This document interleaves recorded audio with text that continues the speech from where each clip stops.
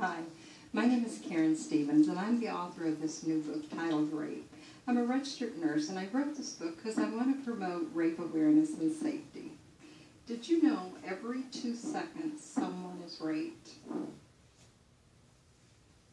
44% of these rapes happen to children. 59% of all the children that are raped by family members and friends, not by strangers.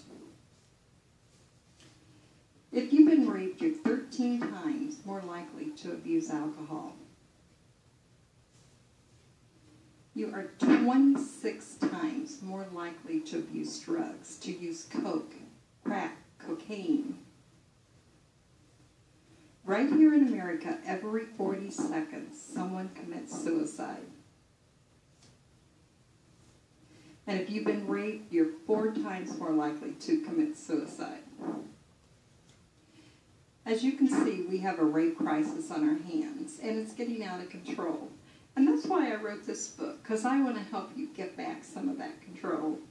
When I wrote this book, I wanted it to be fun and exciting to read, so I wrote it as a fictional narrative. As a registered nurse, I'm going to take you right from that 911 phone call to the emergency room to the exam room.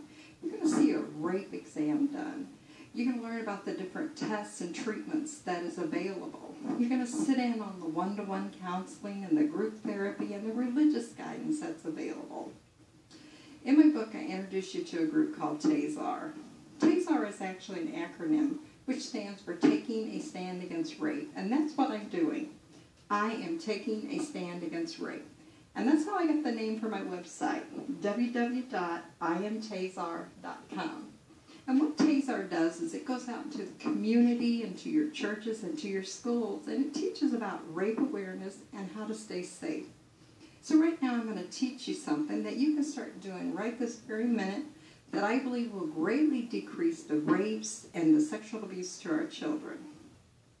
So the scenario could be anything. You could be with family or friends. You could be coming or going, and so you're giving each other a hug. And you notice that your child does not want to participate. You don't want your child to be rude, so you encourage them to give someone a hug or let someone hug them back. Your child doesn't want to, but he goes ahead and does it, and then they look at you, and they see the approval on your face. This is called conditioning. And what you've just done is you told your child it is okay for him or her to give someone a hug or kiss and receive a hug or a kiss, some type of physical embrace, even though they didn't want to, and that you approve of it. I like to call this negative conditioning. So now your child has mixed messages as to what you expect. And should that adult come to them at a time when you're not there and try to give them a hug or a kiss, they don't know how to react or what to do because they're not certain of what you approve of and what you don't approve of. So let's get rid of that negative conditioning. Let's go to something positive.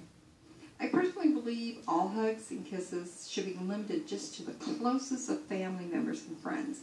Remember, 59% of all the rapes to children happen from family members and friends, not from strangers. So you don't want to be rude or disclose anyone, so I've come up with 2 alternatives to hugs. And one might be a fist pump, and the other could be a high five. But what do you do if it's grandma or grandpa, or it's your best friend and your child doesn't want to give them a hug? I think in a voice loud enough where the other person can hear it, you should go to your child and say, "It's all right. You do not have to give anyone a hug or receive a hug from anyone if you don't want to, but I want you to be respectful." So you give them a high five or a fist pump. In doing this, you've done 2 very important things. Number 1, you've taught your child that they have a right to refuse affection from someone when they don't want it. But the second thing you've done that I think might even be more important is you've told that adult they do not have a right to force their affection on your child. And your child knows that they can come to you and tell you if they should do this. So just doing that little bitty thing, positive conditioning, I believe will significantly reduce the sexual abuse to our children. Well, thank you for listening to me. And please go to my website. website, www.iamtazar.com. And when you find my book, you're helping me to take a stand against rape. Bye-bye.